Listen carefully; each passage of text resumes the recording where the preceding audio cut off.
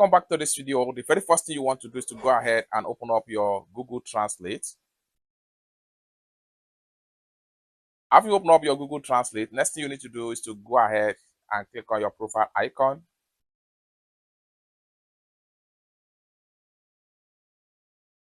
Then go ahead and click on settings. Then go ahead and click on tap to translate. Then go ahead and turn on this particular toggle button right here. Click on allow. Then make sure you turn on this also.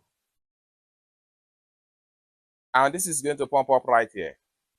Go ahead and click on manage permission right here. Then go ahead and look for Google Translate right here.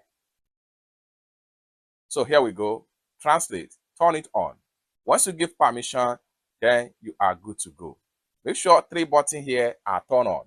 Once you turn on the floating right here, then you are good to go. By the time you exit from here, then you are going to see the floating of the Google Translate on your phone screen right here.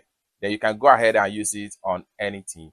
For you to use it, simply tap on the floating icon and this is going to pump up. You can start your translation right here. You can also, then you can enter whatever text you want to translate right here. Hello, my friend. Click on here to go. Then automatically translate. Then detected language to another language. Click on here now and choose your preferred language right here. So I'm going to go ahead and choose any language right here. Let's say I want to translate that into Chinese, simplify, and it automatically translates to Chinese, just like what you see right here. It's that simple. So this is how to enable tap to translate in your Google Translate without any stress. For more tutorial tips and tricks on how best to use your Google Translate, consider to subscribe. Thank you so much for watching, and I hope to see you in my next video. Bye for now.